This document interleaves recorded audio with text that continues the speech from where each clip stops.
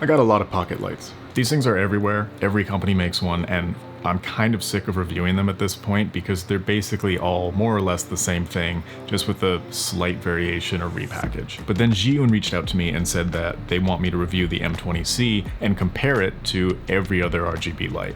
Now, most other companies don't really like when you compare products, so I thought that was interesting. And so I asked if they had any specific talking points or anything like that they wanted included. They said no. That's it, we just want you to compare it to other products. And that sounded like a lot of confidence to me, so I agreed to test this out. The design of the M20C is definitely unique. While most pocket lights these days are either rectangles or tubes, they went with a square format, but the shape isn't what's unique about it, it's the actual design. This looks like a combination of like an unfinished hobbyist project and something straight out of like a cyberpunk themed video game.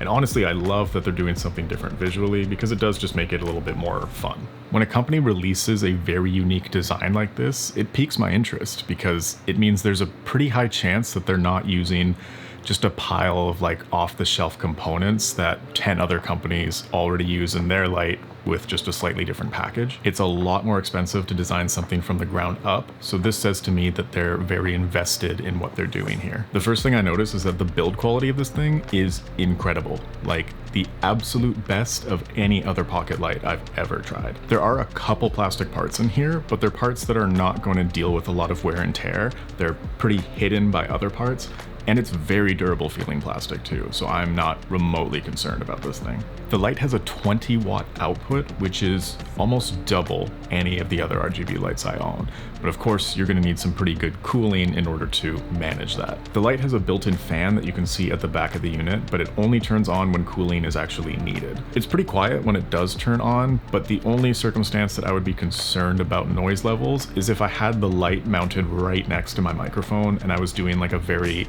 intimate, quiet interview scene.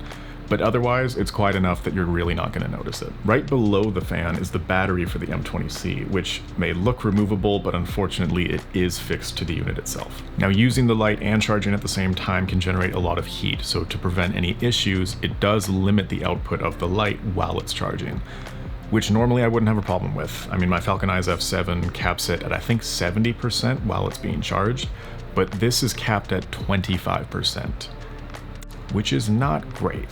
In 𝙕𝙬𝙬𝙗's defense, the M20C is still a 20-watt light. Like, it's crazy bright. So 25% isn't really as dim and unusable as it might sound, but it's still a little bit limiting. The light itself comes in at $129 or $159 if you want the whole combo unit, which is essentially all the lighting modifiers that you can get for it. But we'll come back to those in a second.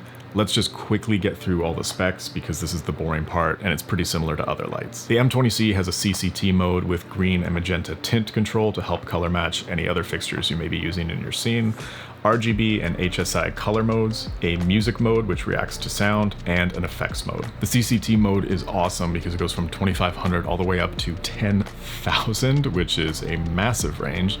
And for those who don't know, that upper range can be really good for imitating early morning light, where you get kind of a blue tint from the daylight reflecting off the blue sky on a clear day. Keeping up with everybody else in the market, there is of course a Bluetooth app that lets you control all of these modes wirelessly using your phone. I made a bit of a mistake here. The app does not actually allow you to access the effects mode, which is really strange. So it only works with the CCT mode and a color mode. It does have an optional like gel mode as well, but you can't access the effects in the app, which makes no sense to me and seems like one of the main reasons you would want the app so that you could trigger effects wirelessly. Really? What's up with that? As with a lot of these pocket lights, the effects are not great. To be completely honest, I'm getting really sick of companies putting really bad effects into their light just so that they can include it in their spec sheet on their Amazon listing. Take it from someone who's used and reviewed a lot of these by this point. Don't just look at a spec sheet on Amazon when it says it has effects and go, awesome, I'm all set. Most of the time with these cheaper pocket lights, those effects are going to be borderline unusable. I wouldn't put the M20C in this category outright, but even compared to my Falcon Eyes F7 or the 𝙕𝙤𝙬𝙗 K21, a lot of these effects are pretty unrealistic looking. That's pretty much it for the unit itself, but what adds a lot of flexibility to this is the combo kit that it comes with. It includes the extension bracket, diffusion, honeycomb grid, and barn doors, which is the most accessories I've seen for a little pocket light. Everything attaches to the extension bracket, which has a cold shoe you can put on your camera, as well as 3 more cold shoe spots, so you don't have to decide what accessories to mount directly on your camera. It's kind of like having a camera cage without actually needing to go out and buy a camera cage. There are 2 very strong magnets on the back, so you can mount it to any magnetic surface. And these magnets are frankly the strongest I've seen on any pocket light, and had me questioning if going to the gym was really producing the results that I wanted. Even though I do somewhat laugh at diffusion for smaller lights, because it doesn't make that big of a difference when your source is so small, it does help soften up those shadows a little bit, and the main thing with diffusion on smaller lights is just blending these multiple LEDs into a more singular looking source. The honeycomb grid and barn doors together really focus the light into a surprisingly tight beam. You're not going to be able to create like sharp lines or shapes with this, but it does help with the general directionality of the beam. This is something that basically every company overlooks. They don't give you any way to control the lighting angle or beam whatsoever. They just go, here's your light, it's 180 degrees.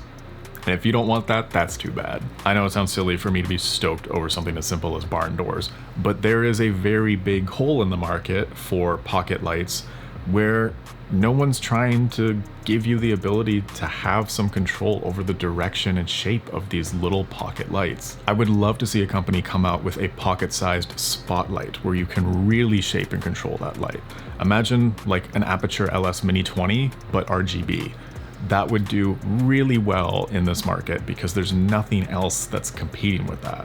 But for now, at least this is a step in the right direction of pocket-sized directional lighting. That pretty much covers it, but I want to talk about where I feel this fits into the market amongst its competitors. As I said already, the quality is top-notch. So if you need something that's going to take a beating, maybe you're renting it out to people who aren't the best with their gear, or you want to mount it on a vehicle, this is something that I would absolutely reach for. It does everything any other pocket RGB light can do on the market, but it has a significantly higher output, and I think that's a really big selling point as well. The only place it really falls short compared to other products is going to be in the effects department.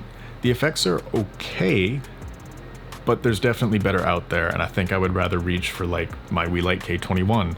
And again, the effects in that aren't amazing, but they're just a little bit better, a little bit more realistic, and a little bit more usable overall. Especially at this price, the effects should be better than that, so I would like to see some improvement from 𝙕𝙗 on that. The app is great, and it's honestly one of the most polished app experiences I've had. It is definitely better than the apps from 𝙕𝙝 and GVM, and I'd say it's pretty close to the Aputure Sidus Link in terms of quality, ease of use, and just the lack of bugs. Again, the lighting modifiers are a real selling point for me. They're the best of any other pocket light that I've used, and I even think just the mounting bracket alone is sick for having 3 more attachment points. This is great for run and gun rigs. So with that being said, I do think this light is best suited for on-camera lighting and run and gun work. It is a super flexible and high quality light with multiple attachment points, lighting modifiers.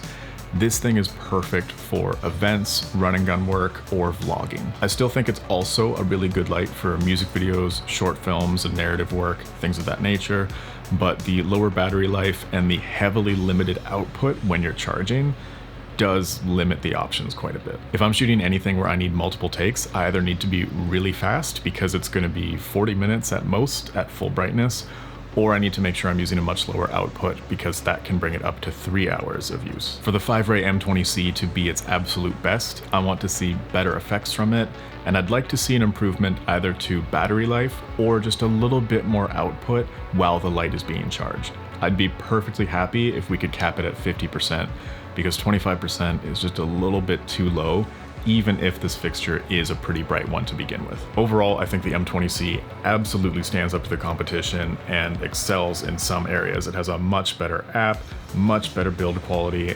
amazing output, and I'm really looking forward to seeing what 𝙕𝙗 comes up with in the future. So what do you guys think? Is this worth the downsides? Is this something that you would buy anyway? And if so, what are you going to be using it for? Leave me a comment and let me know, and otherwise, I'll see you in the next video.